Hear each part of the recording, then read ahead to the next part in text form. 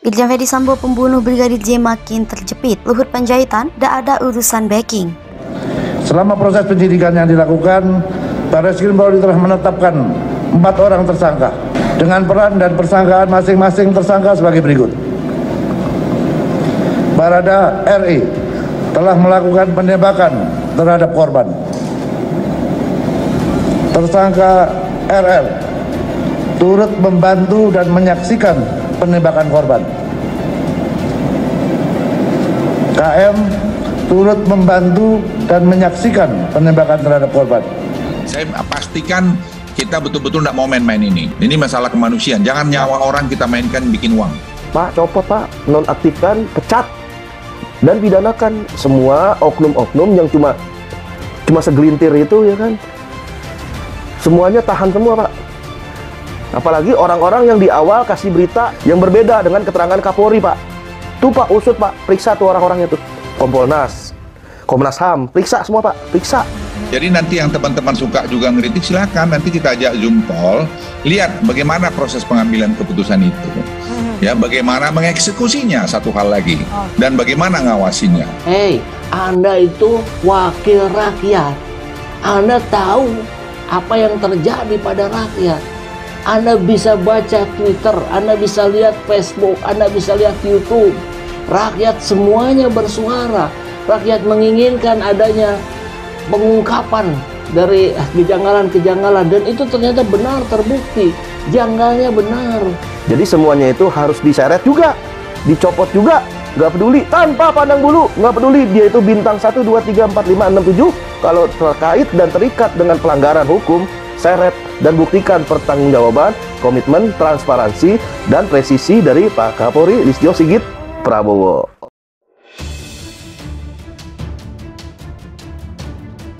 Mantan Kadif Propam Polri Irjen Ferdy Sambo dan Menteri Koordinator Bidang Kemaritiman dan Investasi atau Menko Marves, Luhut Binsar Panjaitan. Luhut Panjaitan meminta kepada Kepala Badan Reserse dan Kriminal Polri atau Kabarreskrim Polri, Komjen Agus Andrianto tegas dalam memprotes hukum kasus kematian Brigadir Nofriansah Yosua Huta Barat atau Brigadir J. Menteri Koordinator Bidang Kemaritiman dan Investasi atau Menko Marves, Luhut Binsar Panjaitan meminta kepada Kepala Badan Reserse dan Kriminal Polri atau Kabarreskrim Polri. Saat ini sudah ada 4 tersangka, yakni mantan Kadif Propam Polri Irjen Ferdy Sambo sekaligus suami Putri Candrawati, Barada Richard Eliezer Pudihang Lumiu atau Barada E, Brigadir Ricky Rizal, dan Kuat Ma'ruf. Luhut Panjaitan mengatakan dirinya tak peduli jika ada yang membacking para pelaku pembunuhan Brigadir J. Sebelumnya, Kapolri Jenderal Listio Sigit Prabowo mengumumkan Irjen Ferdy Sambo sebagai tersangka dalam kasus kematian Brigadir J. Pengumuman Irjen Ferdy Sambo sebagai tersangka keempat berlangsung di Mabes Polri, Jakarta, Selasa 9 Agustus 2022. Irjen Ferdy Sambo menjadi tersangka setelah penyidik dari tim Sus Polri menemukan sejumlah hal, terutama tak ada baku tembak antara Brigadir J dengan Barada E, sebagaimana disampaikan pihak Irjen Ferdy Sambo sebelumnya. Berikut ini sejumlah fakta terkait dengan penetapan Irjen Ferdy Sambo sebagai tersangka. 1. Tak ada tembak menembak di rumah singgah atau rumah dinas Irjen Ferdy Sambo di Duren Sawit, Jakarta Selatan. 2. Irjen Ferdy Sambo jadi tersangka keempat. 3. Irjen Ferdy Sambo terbukti memerintahkan Barada E mengeksekusi Brigadir J. 4. Irjen Ferdy Sambo terlihat merencanakan eksekusi dan mengarang cerita aksi tembak-menembak. 5. Setelah meninggal, pistol Brigadir J dipakai untuk menembak dinding ruang tamu.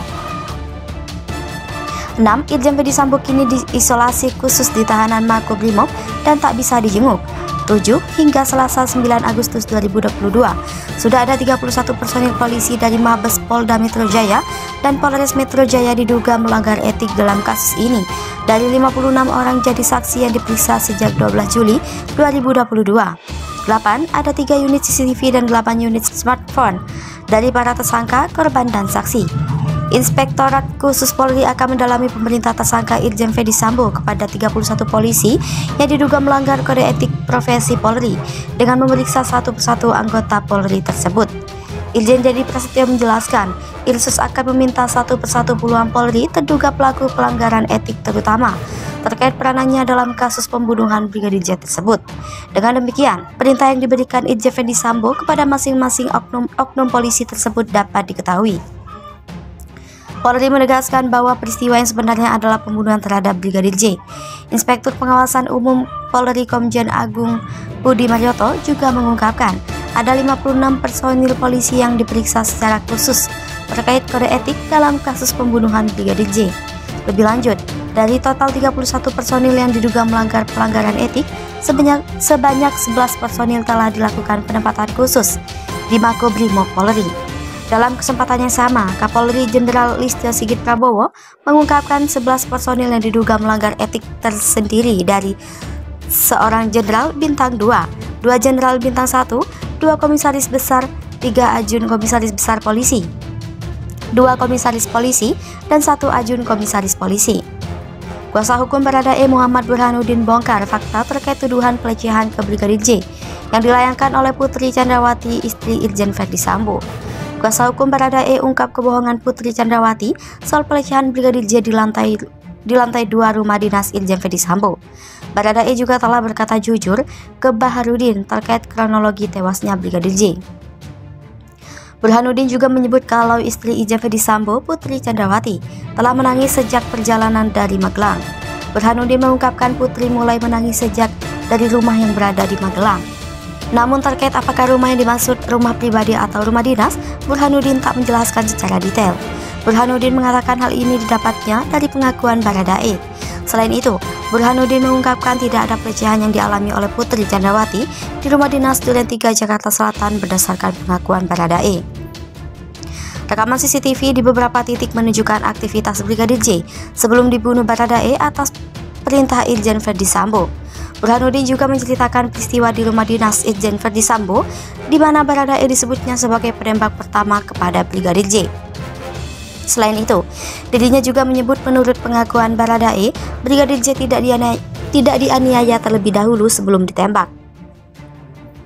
Diberitakan Tribun News sebelumnya, Putri Chandrawati melaporkan Brigadir J atas adanya dugaan pelecehan ke Polres Jakarta Selatan.